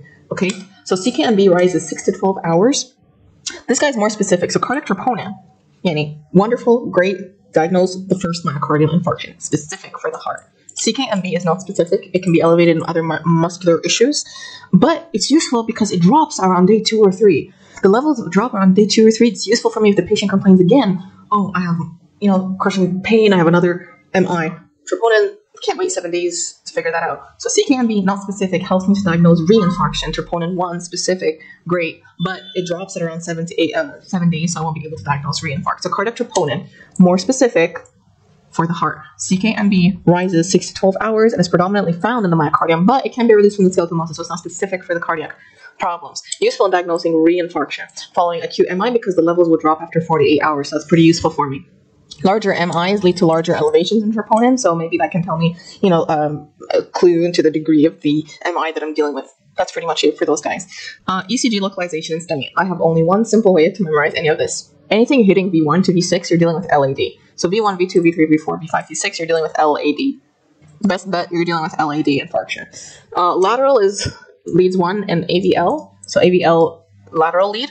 Inferior infarct, I just remember it from this song that it's like online, and it's like I love you from the bottom of my heart, it leads to 3 AVF. I just memorized it like that. So bottom of my heart, inferior, meaning I'm dealing with the RCA, and that's pretty much how I memorize it. Not the best thing, but pretty much guessing. If it's V1, 2, 3, 4, 5, 6, I'm dealing with LAD. If it's AVL, I'm dealing with lateral circumflex. If it's bottom of my heart, leads 2, 3 AVF, I'm dealing with inferior RCA infarct. RCA infarct, what does that mean? Okay, so LAD, we know is dealing mostly with the ventricle, right? I've blown out my ventricle, great, fine. One buzzword that can help you in determining if you're dealing with an RCA infarct, right? That's the right coronary artery. The right coronary artery, along with supplying the right side of the heart, it supplies the conduction system. If I'm dealing with a heart block, if I'm dealing with bradycardia, so heart block, bradycardia, arrhythmia, I might be dealing with an RCA infarction, so you really want to keep that in mind. If they tell you, patient comes in with myocardial infarction plus bradycardia, their heart rate is whatever, 46 beats per minute, and they tell you, okay, so which one is the occluded artery, and you're rushing, and okay, well, LAD is the most common, that's how you've memorized it, you quickly put LAD, bradycardia, I would go with RCA. Paroxysmal supraventricular tachycardia. Okay, what are these guys? We only need to know Torsades de Pointes, maybe the hereditary channelopathies. I have not seen many questions on these guys. Torsades de Pointes is twisting of the points. So if you follow the ECG, you're going to get the sinusoidal appearance. So we call it Torsades de Pointes. What do I need to know? It's due to long QT, pretty much, and anything that causes increase in the QT duration will predispose you to Torsades de Pointes. So what do I need to know? There's a lot of questions on this particular aspect. Any drug that elevates typically can be drug-induced. It can also be due to hereditary channelopathies, as we'll see later. Drug-induced, you really want to know what are the drugs that can predispose you to Torsades de Pointes. So you're going to get, basically, at the end of the Torsades de Pointes, you're going to get a ventricular tachycardia, and it can lead to sudden cardiac death. So that's why it's really important. So antiarrhythmics can lead to that, class 1A and class 3. I believe they only target involved in potassium, and that causes prolongation of the QT. And then you're going to get Torsades de Pointes if your antibiotics, macrolides, erythromycin. Important to know your macrolides. Your antipsychotics, important to know your antidepressants, your antiemetics, odensetron, that's important, and your fungals. These guys can do long QT that predisposes to Torsades de Pointes, that predisposes to ventricular tachycardia, that disposes to sudden cardiac death. That's pretty much all you really need to know, trying to keep it simple. Hereditary channelopathies, so these are channelopathies that you can be born with, and that can affect either your conduction system or how your cardiac muscle is contracting. So you have your inherited mutations of cardiac ion channels, and it affects your myocardial action potential. That increases the risk of your arrhythmias or your STD. Again, same thing. So you have two of them. You have your Brugada Syndrome. I have not seen a single question on Brugada Syndrome, but typically it is due to a problem with sodium channels. So let's just write that down, right? Sodium channels is Brugada. Your congenital QT is dealing with potassium. Okay, Brugada Asian male, right? And you're gonna get a elevation in V1, V2, pseudo-right bundle branch block. That's how I've memorized it. I've not seen a single question on Brugada syndrome before.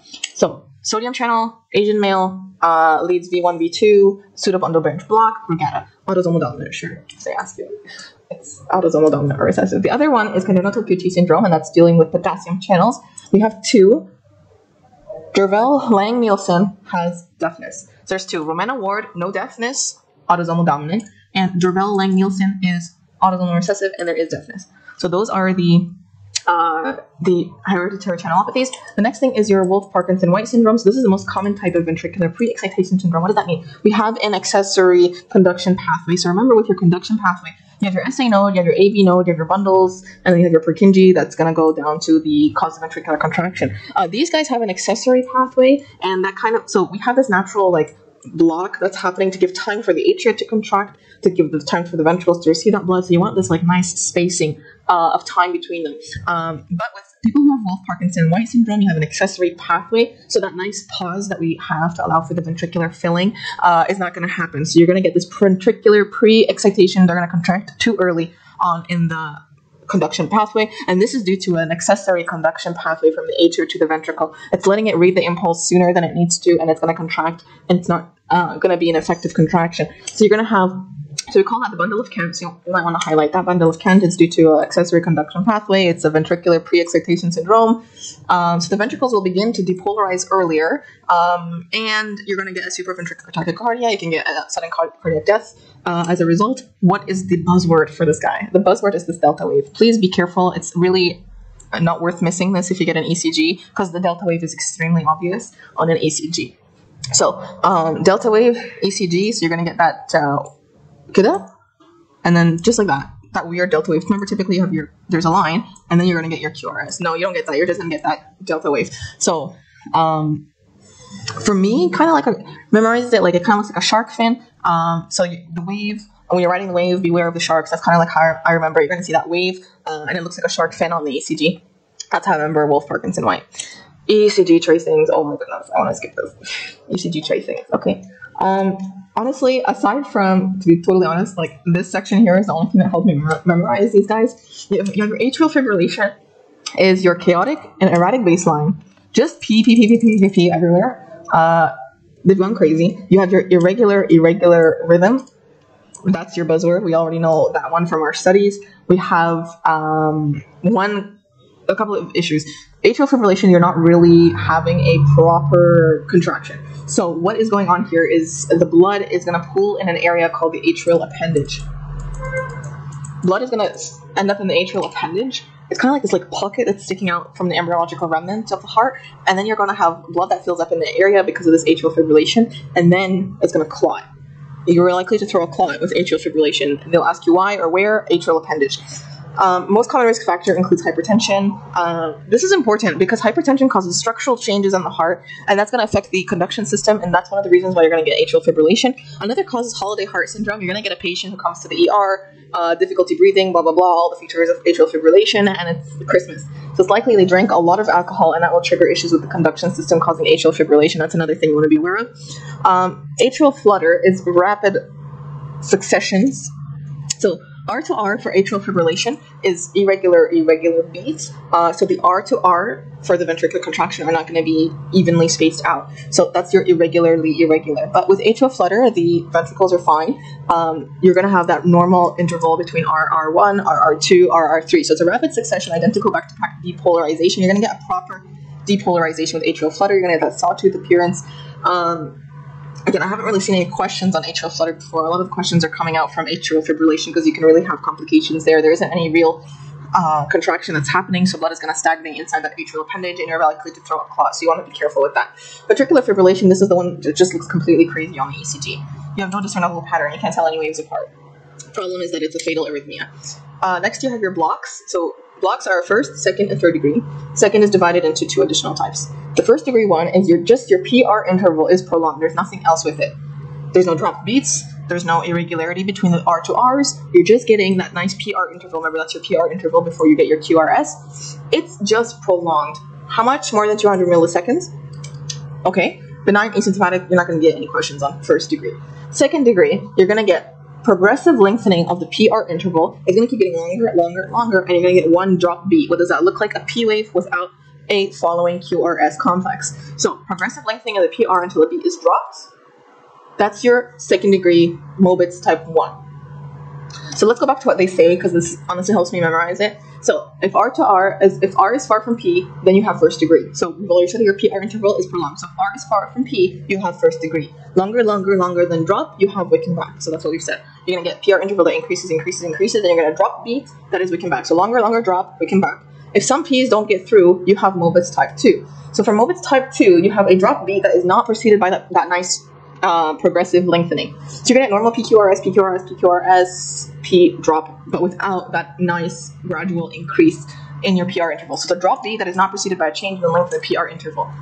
So what did we say with that one? That was going to be, if some P's don't get through, then you have mopeds too. So it's really simple, because you're just going to have normal PQRS, PQRS, PQRS, P without QRS, drop beats without the preceding lengthening of the PR interval, then you're going to get your mopeds too. So if some P's don't get through, mopeds too. Longer than drop, then you have Wick and back. And then if some P's and Q's don't agree, then you have type 3. So if you have P's and Q's that are totally disconnected with each other, that is your third degree heart block. So your third degree heart block, the atrial and ventricles, they beat independently of each other. You have your P waves and QRS complexes that are not rhythmically associated. The atrial rate is more, and then the ventricular rate. The atrial rate is what's going to keep the main beat of the heart rate. One thing I'd be aware of is that it can be caused by Lyme disease. So this is a tricky question into microbiology. You're going to get a patient who complains with third degree heart block. Will leave you the ECG. You're going to see that there is complete disarray between the P and the QRS complexes.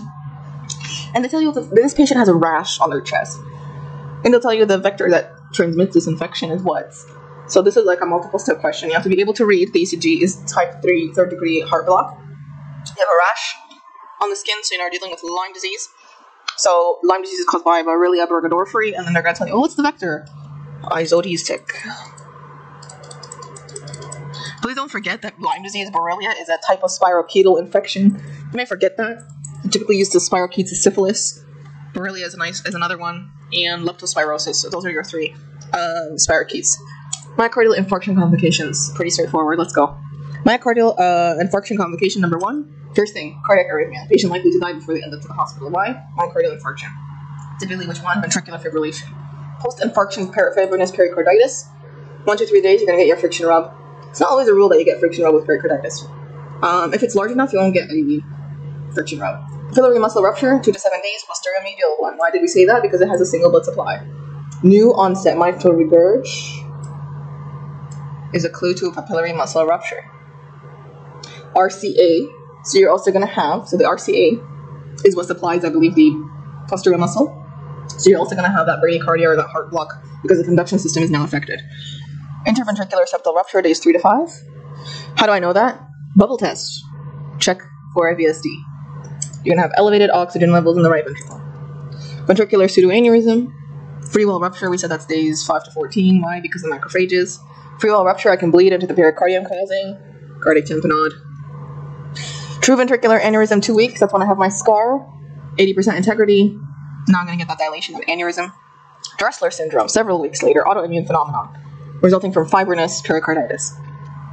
Left ventricular failure and pulmonary edema. If your heart stops beating, right, all that blood is going to back up into the pulmonary circulation.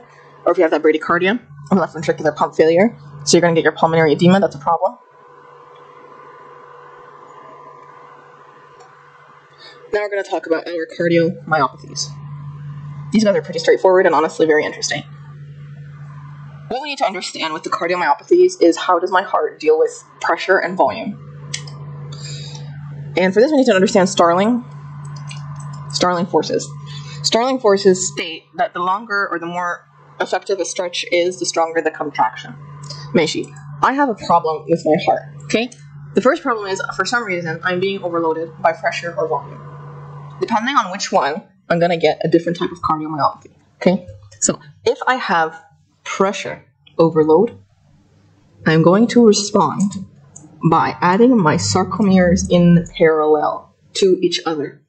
That is going to cause me a concentric hypertrophy and what we call hypertrophic cardiomyopathy. So increased pressures will cause hypertrophic cardiomyopathy, okay? So high blood pressure is going to cause a concentric increase in my heart because I'm dropping my sarcomeres in parallel to each other, so on top of each other. So I've increased the muscle mass that's able to compress and squeeze and manage that increased pressure, right? But what is the problem that I'm left with hypertrophic cardiomyopathy? I now decrease the effective filling space that's available to me. So I have a diastolic failure, a diastolic problem. If I relax, well, I'm pretty bulky, right? So if I try to relax and get that blood inside, I'm not going to be able to do that as effectively anymore. However, systolic problem is not an issue because I can contract effectively. I have this nice muscle that I can do that with. So that's hypertrophic cardiomyopathy.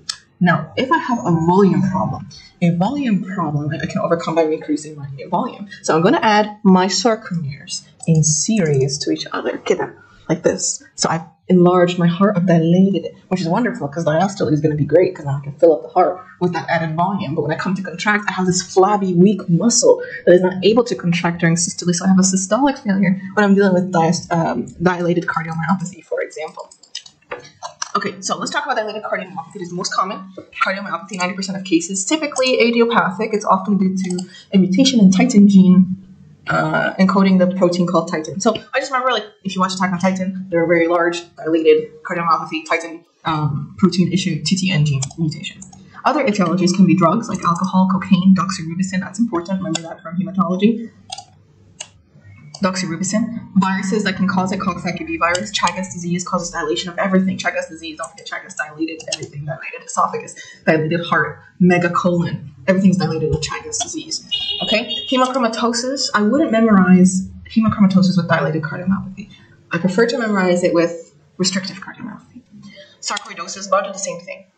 Largely the same thing. I would prefer, for the question's sake, to memorize hemochromatosis and sarcoidosis with restrictive cardiomyopathy. And we'll see why in a minute. Pericardial cardiomyopathy, that's important. If you get a woman just gave birth and now she has features of heart failure, why? Diastolic cardiomyopathy. Findings, you want to memorize S3 for diastolic, for dilated cardiomyopathy, S4 for hypertrophic cardiomyopathy. Treatment. Well, in all these cases, you're going to have a heart failure of a different kind, like we've said, either systolic or diastolic. In this case, it's going to be a systolic failure. So what do we want? We want to minimize the preload that's coming into the heart. We'll do that by sodium restriction, ACE inhibitors, beta blockers, digoxin. We need to explain digoxin and heart failure. How does heart failure even happen and what is going on here? Heart failure is a simple definition, and the body will try, basically it's, I am not getting enough blood to the rest of the body. Okay, that's heart failure. The purpose of the heart is to pump blood effectively to all of my organ systems. If that doesn't happen, I'm dealing with heart failure. How do I diagnose that? Something called ejection fraction. Ejection fraction measures how much blood I'm effectively ejecting out of the heart, hence ejection fraction. If it's less than 35%, I'm dealing with something called heart failure. So what's going on here? Well, here we have a heart. It's not doing its job. It's not pumping effectively. So what do we do? Well, the body isn't like just going to sit there. We have methods that we can do to increase the effective pumping of the heart, correct? Okay, so the first thing we're going to do is, according to Starling, we're going to say, let's contract and stretch better so you can contract even harder. So Starling is going to come in effect and help us increase that pumping power of the heart. That's one thing. Second thing, well, you know what? Let me increase my heart rate. Let me increase my contractility. And that will overcome the weakness that I have from the heart failure. So number 2, sympathetic system. Great. I've increased pumping. I've increased my contraction. I've increased my heart rate. Wonderful. Third thing, heart failure, decreased cardiac output. The kidneys are going to sense this. Activate RAS. RAS, increasing my volumes, increasing my preload. Remember, increasing preload. We're going to do what? Trigger Starling. Increasing my preload is going to increase my volumes. Increasing my volumes is going to increase my stretch. Increasing my stretch is going to increase my contractility. RAS. So that's pretty wonderful. We have like a very wonderful neurohormonal mechanism to overcome heart failure. So we call that compensated heart failure. One last thing is the hypertrophy that we're talking about. Based on if it's pressure or if it's volume issues that I need to overcome, you're going to get sarcomeres being laid in whatever direction, series or parallel. You're going to have an increased muscle mass, either if it's dilated or hypertrophic, whichever one, to overcome my heart pump failure. Okay? At the end of the day, I have either increased muscle in this direction or in the concentric direction. So I've increased my muscle mass in whatever direction. Problem with all of these, I have increased my mass of cardiac muscle. I've increased my heart rate. I've increased my contractility. All of these things are going to increase my myocardial oxygen consumption. I have a heart that is already compromised and has heart failure. So these mechanisms, these neurohormonal mechanisms, will overcome heart failure for some time until I can't do that anymore, and now I become decompensated heart failure. Then you're going to get those symptoms of organ ischemia, edema, all of that stuff. It's important to understand heart failure and the pathophysiology involved with it. Now let's talk about digoxin. This lovely drug here that we can use to, increase my contractility. One way to increase my contractility is by a very wonderful ion called calcium. Now, this is a trick question on the exam, because you'll think that digoxin has anything to do with calcium. It actually doesn't. Digoxin has a effect on a sodium-potassium pump. Okay? It's going to block this sodium-potassium pump from working. And how does a sodium-potassium pump work? It lets sodium in, and it lets potassium out, correct? Okay, so if digoxin blocks this, now I have sodium that's not able to exit. So I have lots of sodium on this side, correct? Now, I have another pump called a sodium-calcium exchanger, okay?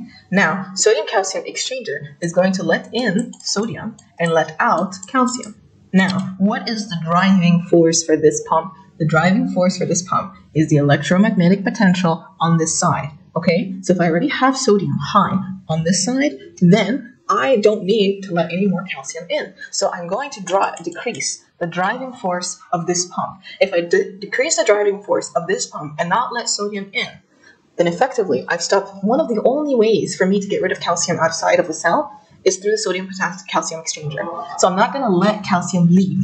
If I don't let calcium leave, then calcium builds up. If calcium builds up, we're going to get that nice trigger, that cascade of calcium-induced calcium release from the sarcoplasmic reticulum, phospholambin, all those buzzwords that we've memorized from cardiac physiology. So I've increased calcium, which is going to increase my contractility. I did that by decreasing the driving force of the only tool, one of the only tools that I have to get rid of calcium outside of my cell. I'm keeping calcium inside. And I did that by blocking a sodium-potassium pump. So don't rush your answer and memorize it as sodium-potassium exchanger. Digoxin works on a sodium-potassium pump. That's important to memorize. Next is your hypertrophic cardiomyopathy. Also due to mutations. This guy is due to, remember, the titin gene for dilated cardiomyopathy. For this guy, it's mostly going to be myosin binding protein C and beta myosin heavy chain. You might want to memorize that. Hypertrophic protein C and beta myosin.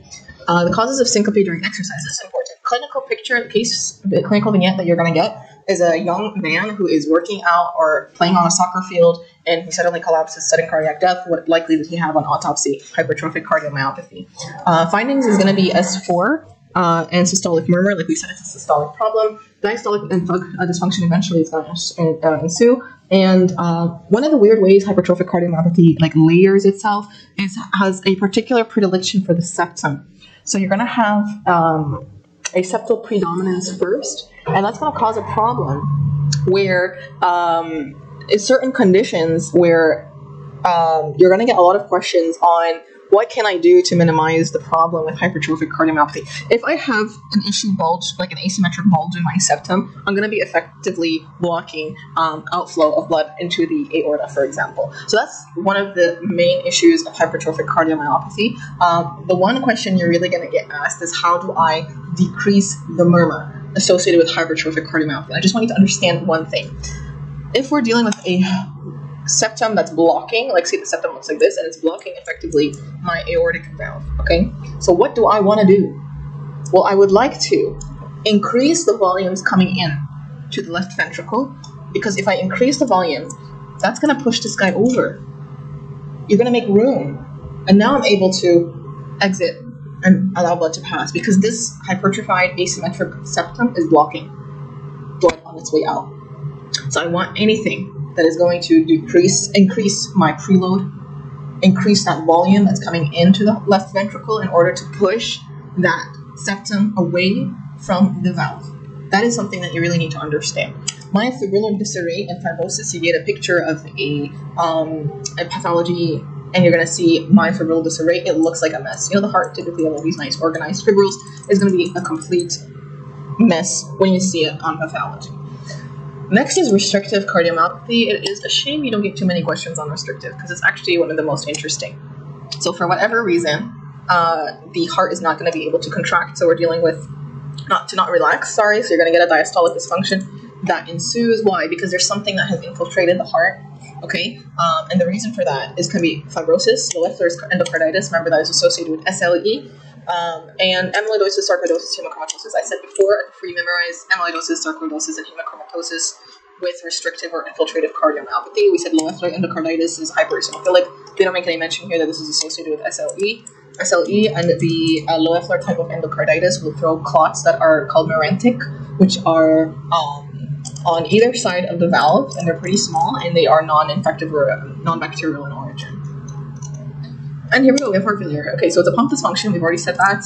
What are the features of it? You're going to have your jugular venous distension, you have your pitting edema, depending on if it's systolic or diastolic dysfunction. So if I'm failing to pump on the left side, I'm not going to get blood to those specific organs. You're going to get CNS issues, encephalopathy, kidney failure, things like that. If it's on the right side, blood is going to back up in your jugular venous and your veins. You're going to get a JVD and affect your liver, and you're going to get your edema. So it's pretty basic with heart failure. I think I've already covered it. Again, what do we want? We want things like ACE inhibitors and angiotensin receptor blockers. We want to stop that neurohormonal mechanism from the kidney that I told you that's activating RAS. So you really want to stop it by using ACE inhibitors or angiotensin 2. You can use your beta blockers, which is okay, but you want to avoid it in decompensated heart failure. Maintaining and trying to decrease that blood pressure is another thing. So those neurohormonal mechanisms that I discussed, you want to target those therapeutically. Left-sided heart failure, we already said you're going to have issues with blood to the rest of the organs. So you're going to get your orthopnea, shortness of breath. Why? Because blood is going to back up now into the lungs. If that increases, you're going to get your paroxysmal nocturnal dyspnea, and you're going to get your pulmonary edema. But the right side, you're going to get issues with the liver, you're going to get hepatomegaly, jugular venous distension, and peripheral edema, like we've already mentioned. Shock. Shock is, you're going to get a few questions on shock. So there are different types, and the only thing I want you to memorize is, with shock, I want you to go a step further in your thinking process, because I find that I have questions wrong because I don't do this. Where if I tell you for whatever reason that patient is going through shock and you're going to have, okay, well, decreased blood pressure, inadequate perfusion, decreased blood pressure, what is the body's, you want to take your answer to the next step in order to correctly answer the question. I find that that's something that I have some difficulties with, or often I'll answer the question incorrectly even though my reasoning was correct. So what are the different types of shock? We have hypovolemic, cardiogenic, obstructive, distributive, whatever. Only thing, just think of them all as the same thing, honestly, except for distributive shock. Distributive shock is due to sepsis or some kind of anaphylactic reaction that is causing vasodilation. So the only time your systemic vascular resistance is going to be low. For the rest, it's going to be high. Okay, so I have some sepsis, I have some bacterial infection that's causing release of cytokines, those are causing vasodilation, the body's going to be warm, the blood pressure is going to be low. This is the only exception to whatever the other ones are if you want to memorize them like that. Next is your hypovolemic cardiogenic obstructive shock, more or less the same thing. So you're going to get increased blood pressure. Why? Because, well, you have your shock that's happening, and the response to that is to try to maintain as much blood within my vasculature, so the response that I have is vasoconstriction. Okay, again, you're going to have the same thing, cold clammy skin. You want to know the reason: hemorrhagic shock, sure, dehydration, burns, hemorrhage, cardiogenic shock due to MI, heart failure, obstructive shock due to cardiac tamponade. Again, the real thing is to understand distributive, and the rest of the arrows are pretty much identical, more or less. Your cold clammy skin, your decreased preload can be increased or decreased for this one. Cardiac output decreased for pretty much all of them, maybe except for sepsis. You might have it increased, bardo. And then your systemic vascular resistance, your response to shock is to activate all of your neurohormonal mechanisms. You want to increase the blood pressure as much as possible. So it's going to be high for all of them, except for distributive shock, where sepsis or infection or cytokines or anaphylaxis have caused vasodilation instead. Cardiac tamponade, compression of the heart by fluid. It can be blood or effusions in the pericardial space. Decreased cardiac output, you're going to have equilibration of the blood pressures in all four chambers, which makes sense. I'm not going to contract. So all the same blood is here, here, here, here, and we're going to equilibrate all of that in all four chambers. Findings is your big triad. So what is happening? I'm not able to contract. So blood is going to back up in the veins. You're going to get jugular venous distension. You're not going to be able to contract. You're going to get muffling of the heart sounds and pulses that I'm not able to hear. Distant heart sounds. So hypotension, distended neck veins, and distant heart sound. That's your Beck's triad. Pulsus paradoxus, ECG showing low voltage QRS, and electrical alterans. That's something that you really want to be aware of. What is your pulsus paradoxus? What in the world is that? Pulsus paradoxus, you want to know the normal physiology. Normal physiology is when you inhale. Inspiration, you're going to get a kind of vacuum effect that's happening due to the negative interthoracic pressure. So if I inhale, okay, that negative interthoracic pressure is actually going to pull blood from my venous system into the right side of the heart. Okay, so I should have normally, I should have an increase in blood pressure on inspiration. That is what is expected. Suctioning negative intrathoracic pressure effect when I inspire is going to pull blood from the venous system into the right side of the heart. It should not exceed more than 10. When it exceeds more than 10 on inspiration, we call that pulsus paradoxus. There is a lot of reasons why you can get pulsus paradoxus. You're going to memorize pericarditis as a cause of pulsus paradoxus and cardiac tamponade as a cause of pulsus paradoxus. What you're going to get asked is COPD and asthma. they're going to ask you about asthma and COPD as one of the causes of pulsus paradoxus. You know you've memorized cardiac tamponade, pulsus paradoxus. You know you've memorized pericarditis, pulsus paradoxus. They're going to love to ask you questions about asthma and COPD as your causes. So do not forget the main causes are pericarditis, like we've said, and obstructive pulmonary disease, croup, OSA, asthma, and COPD, and cardiac tamponade. You're going to memorize those two. Again, asthma, please don't forget that. Bacterial endocarditis. What is endocarditis? We have your endocardium that lines your heart. Okay, it can be infected by some bacteria. Let's just understand that. Either the bacteria has high virulence, like Staph aureus. Staph aureus is a highly virulent bacteria. It doesn't need a reason to attack you. Okay, so it doesn't need a predisposed valve. So Staph aureus, acute bacterial endocarditis. Subacute is viridans. Viridans streptococci, remember, it lives inside your mouth. It's part of your normal flora inside of your mouth. This guy is a little bit weaker. He'll take his chances when he sees it. So viridans streptococci, low virulence, and typically associated with like some dental procedure that you've had, and you have a history of an injured valve. So it needs an injured valve in order for him to really latch on and cause a problem. So that's your viridans streptococci. Now the question is, where did I get that injured valve from? And typically it's going to be from rheumatic heart disease, which is a whole other condition. So you had a rheumatic heart disease that caused, mitral stenosis, mitral valve issues. Now you have a predisposed valve. You go to the dentist, you don't take antibiotics, and then that bacteria in your mouth now is swirling around in your system, and it finds your damaged valve in your heart, and then you're going to get your subacute endocarditis. Okay? Symptoms. You're going to have new murmur. New murmur is your buzzword for endocarditis. Okay? You have a couple of features that you're going to find. You have your fever, your Roth spots, and your Osler's nose. Murmur, Janeway lesions, anemia, nail bed hemorrhage, and emboli. A couple of things. These guys are vascular issues.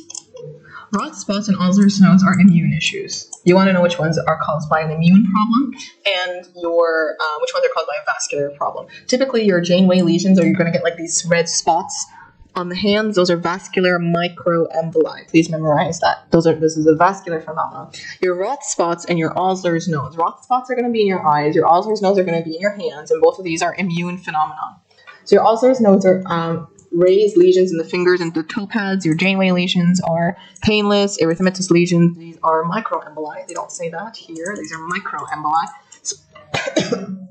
Excuse me. Splinter hemorrhages on the nail bed. And that's also important. Your Roth spots, we said, are found on the retina. So here we go. You got your endocarditis over here. You have your Roth spots. You have your Osler's nodes. You have your Janeway lesions, microemboli, and you have your hemorrhages in the nail bed. Now, important thing to know, well, we've memorized our Staph aureus, we've memorized our viridans streptococci, but there's other bacteria that can cause endocarditis, okay? If it's culture negative, you want to be aware that it can be caused by other bacteria like Bartonella and Coxiella burnetii. Okay, tricuspid valve, that's important. When would my tricuspid valve be a problem? If I am a drug user and I have Staph epidermidis in my arm, so infected needle, dirty skin, drug user, so as that blood is going to reach the system, the heart, then you're going to get right heart damage. So right-sided heart damage, tricuspid and pulmonary valve endocarditis. Think IV drug user, and the bacteria that's going to be there is going to be your Staph epidermidis or Staph aureus both. Typically Staph aureus, yes, and Staph epidermidis. Streptococcus bovis, memorize it. Bovis is an intestinal bacteria. If it's reached my heart, that means that there's a problem with my intestine, and that's probably colon cancer. So if Staph bovis is in the blood, it's almost, I believe, pathognomonic that you're dealing with colon cancer. Staph epidermidis, prostatic valves. Native valve endocarditis may be due to Hassick organisms. Memorize that if you wish. Other thing, Morantic or Loeffler endocarditis. Remember, this is the one that's non-bacterial in origin, totally sterile. If you look at the valves, it will be up and down on the top or the bottom of the valve and very small. And this is due to SLE. Do not forget that malignancy induces a hypercoagulable state, and that can also cause these thrombi to attach to the valves. Next is your rheumatic fever as a consequence of pharyngeal infection. We already know that due to beta hemolytic streptococci. You get a sore throat first, then it heals, then you're going to get infection of the heart. You're going to get that rheumatic fever. Which valves are affected? Mitral.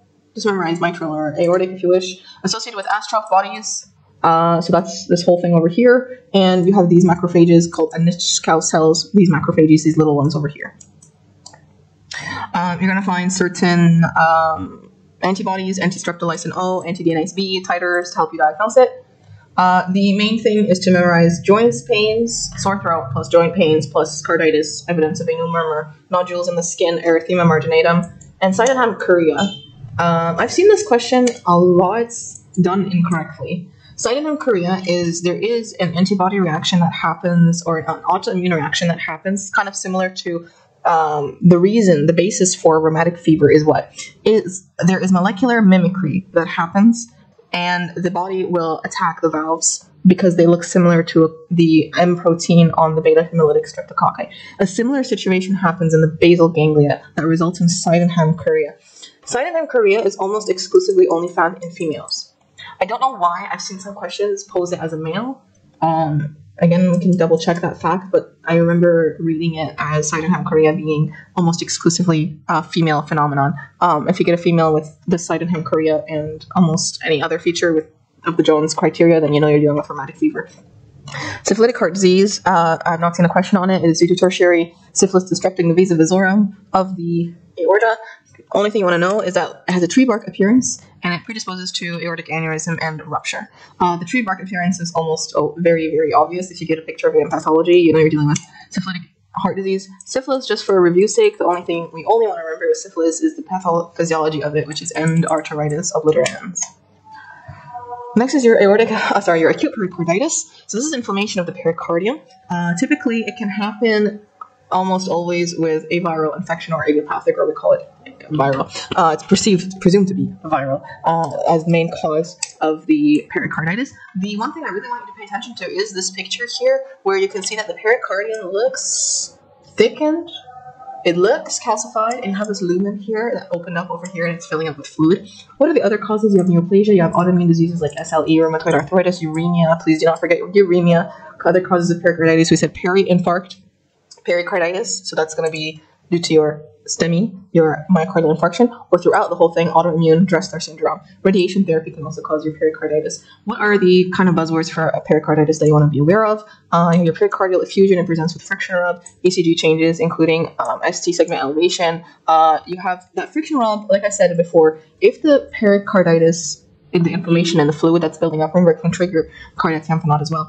But if it is large enough, the fluid within the pericardium, you might not get that friction rub. So it's not always a thing to totally rely on. Next is your myocarditis. Again, this is another thing we assume it's viral. If you can't think of any other reason, your best bet is viral for myocarditis. Parasites that can cause it, like Trypanosoma cruzi, Toxoplasma. You really want to be aware of Trypanosoma cruzi for this one. Bacterial, like we said, Borrelia burgdorferi, remember that's Lyme disease. Mycoplasma pneumoniae, you have your toxins. Doxorubicin can cause myocarditis. Autoimmune conditions, I've not seen a single question in any of the cubings I've used on myocarditis. Cardiac tumors. Cardiac tumors are interesting. You want to know adult versus child and where are they located. So if you have an atria here, okay, and then you have your ventricle. So either I have a mass in my ventricle. That's a tumor, a cardiac tumor. We call it rhabdomyoma. This is the one primary cardiac tumor in children. Okay, typically in the ventricle, it's just a hamartomatous growth. Hamartomatous yani, completely, totally disarranged in pathology if you're looking at a slide. The other thing is really interesting is a myxoma. Myxoma will come in the atria like this, and it's pedunculated. So you have this kind of like cannonball that's just hitting the mitral valve every time it contracts or goes through it or obstructs it. So this is what you're going to get in adults, atria, and you're going to get this ball valve obstruction that occurs. So the most common primary cardiac tumor of adults is a myxoma. You're going to have a ball valve obstruction in the left atrium, and this is going to cause syncopal episodes. The main pathophysiology is coming from interleukin-6, production by the tumor, and you're going to hear a tumor plop sound on diastole. Tumor plop sound on diastole. Why? During diastole, the mitral valve is open, right? So now that tumor is going to go through the valve and make that sound. So you're going to get that tumor plop sound during diastole. Because we have that interleukin-6, the main pathology or the main substance within the slide that you might see are going to be gelatinous material on histology, myxoma cells, and glycosaminoglycans. I think we're done. Okay, we are finished. We are finished with cardiac pathology. That was a tour de force. I don't know how long this video is, but the next series we can do can be GIT, I think, or neuro. I think I probably will do neuro first and then GIT. I hope you guys benefited from this video in some way. If you did, be sure to share it with people who you think will also benefit, and I am almost burnt out from doing this video. Wow. Anyway, so like I said, like these videos are going to be just, again, like I hope they're useful. I'm just trying to go through the most important points, factoids, high yield stuff, things that you need to highlight for those who are just interested in a really quick read, and the most important thing to be really explained to them. So that is it for cardiac pathology. I will see you guys next time in our video on neuropathology.